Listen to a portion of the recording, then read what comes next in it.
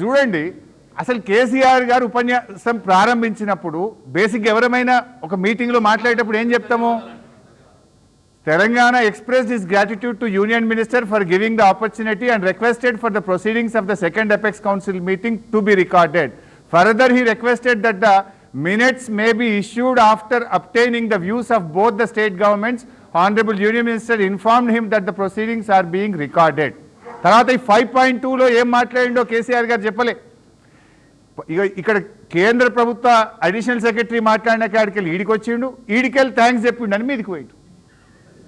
ఇక్కడ meeting start అయ్యేటప్పుడు నాకు అవకాశం ఇచ్చినందుకు ధన్యవాదాలు అని స్టార్ట్ చేసిండు. తర్వాత కేసీఆర్ గారు ఏమన్నారు? Honourable CM of Telangana commented on the agenda items and recalled that immediately after the formation of state of Telangana, he had made a representation to the Ministry of Water Resources on 14th July 2014 under Section 3 of ISRWD Act 1956 asking for an equitable allocation of Krishna waters. He stated that Telangana is the youngest state and every state has a constitutional right to get a fair and equitable allocation of river waters. Telangana has requested to refer the matter to a tribunal and Government of India should not have any reservation on this. Even after 7 years of the formation, Telangana state is still waiting to know about its legitimate share of waters. After 1 year, they had approached the Supreme Court. He stated that he has mentioned all this in his letter to Honorable Minister Jalashakti and had argued to include them in the agenda of the meeting. Inta spashtanga KCR garu thanks చెప్పి రాష్ట్రం ఏర్పడ్డ 42 రోజుల్లోనే కృష్ణా నదీ జలాలు పునఃపంపిణీ చేయాలని నేను లేఖ రాసిన, ఒక రాష్ట్రంగా మాకు హక్కులు ఉన్నాయి, ఒక ట్రిబ్యునల్ కాన్స్టిట్యూట్ చేయాలి, మీరు చేయకపోతే మేము సుప్రీంకోర్టుకు పోయాము అని అంత స్పష్టంగా కేసీఆర్ గారు కేంద్ర మంత్రిని నిలదీసిండు ఆ మీటింగ్లో. ఇది వదిలిపెట్టాడు. కిందికి వచ్చి ఏం చేసిండు? తను ప్రాజెక్టులు అప్పజెప్పను అని కేసీఆర్ గారు ఇందులో చెప్తే మోకాలకు బోడగుండుకు పెట్టినట్టు దీని నుంచి దీనికి కలుపుతాడు. ఇంకా నెక్స్ట్ చూడండి మీరు, ఇందులో కేసీఆర్ గారు ఏం చెప్పిండ్రు?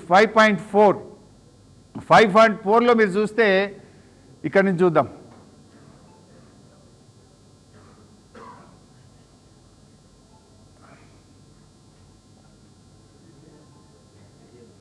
గోదావరి తర్వాత కొంచెం పైన he stated that Pothredipadu project of AP does not have any water allocation by KWDT. 1.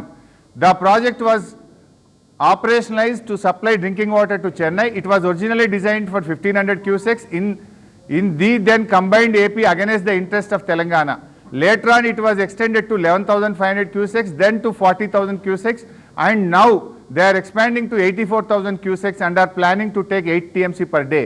He further asserted that the water is being transferred by AP from Krishna Basin to out of Krishna Basin through the project with no water allocation to these projects by the tribunal and without appraisal of DPRs and also without obtaining the required statutory clearances for these projects. He also stated that if AP continues with this project, the Telangana would construct a 3 TMC barrels at Alampur and draw water. He stated that only tribunal under Section 3 of ISRWD Act 1956 can be a solution. నిన్న రేవంత్ ఏదో మాట్లాడుతుండు, కేసీఆర్ గారు మాట్లాడలే, జగన్మోహన్ రెడ్డి గారు నిలదీయలే, చంద్రబాబును నిలదీసిండు, జగన్మోహన్ రెడ్డిని నిలదీసిండు. కేసీఆర్కు తెలంగాణ రాష్ట్రం ముఖ్యం, ఆయన ఎవరి ముఖం చూడలేదు. ఇలా ఇది కేంద్ర మంత్రి సమక్షంలో, జగన్మోహన్ రెడ్డి సమక్షంలో పోతిరెడ్డిపాడు అక్రమ ప్రాజెక్టు నాన్ బేసిన్కు మీరు నీళ్లు తీసుకుపోతున్నారు, బిడ్డ మీరు పోతిరెడ్డిపాడు ఆపకపోతే జూరాల దగ్గర నేను పెద్ద బ్యారేజ్ కట్టి నీళ్ళని గుంజుతా, ఆలంపూర్ దగ్గర బ్యారేజ్ కట్టి నేను నీళ్ళని గుంజుతా అని on the face of Andhra Pradesh chief minister KCR గారు మీటింగ్లో హెచ్చరించింది. దీన్ని మాట్లాడాడు రేవంత్ రెడ్డి. ఇది చూపాడు. నీకు అంత ధైర్యం ఉందా? నువ్వు మాట్లాడతావా? ఫస్ట్ ఎపెక్స్లో ఆనాడు చంద్రబాబు నాయుడు పాలమూరును వ్యతిరేకిస్తే కేసీఆర్ గారు పీపీటీ ఇచ్చిండు. అక్కడ ఇగో చూడు, చంద్రబాబు నాయుడు పాలమూరును దత్తత తీసుకున్నాడు అనే పీపీటీ ఆయన వీడియో ఆయనకే చూపించిండు. బీజేపీ మేనిఫెస్టో చూపించిండు, కాంగ్రెస్ మేనిఫెస్టో చూపించిండు. ప్రధానమంత్రి మహబూబ్ నగర్కి వచ్చి పాలమూరు ప్రాజెక్టుకు అనుమతులు ఇస్తా అని ప్రధానమంత్రి మాట్లాడిన వీడియో చూపించి బీజేపీ ఒప్పుకున్నది, కాంగ్రెస్ ఒప్పుకున్నది, తెలుగుదేశం ఒప్పుకున్నది, ఎట్లా ఆపుతారు పాలమూరు అని చంద్రబాబు నాయుడు ముఖం మీద బల్ల గుద్ది ఫస్ట్ ఎపెక్స్ కౌన్సిల్లో మాట్లాడాడు. సెకండ్ ఎపెక్స్ కౌన్సిల్ మీటింగ్లో బిడ్డను పోతిరెడ్డిపాడు ఆపకపోతే ఆలంపూర్ దగ్గర నేను బ్యారేజ్ కట్టి నీళ్లు గుంజుతాని మీటింగ్లో చెప్పడమే కాదు, కేసీఆర్ గారు క్యాబినెట్లో పెట్టిండు, ఆమోదించిండు, జీవో కూడా దీని మీద ఇచ్చి అంత గట్టిగా నిక్కచ్చిగా తెలంగాణకు నీళ్ల కోసం పోరాడిన నాయకుడు కేసీఆర్. ఎవడన్నా మెడ మీద తలకాయ ఉన్నోడు కేసీఆర్ గారు తెలంగాణకు నీళ్ళల్లో అన్యాయం చేస్తుంటే నమ్ముతాడే?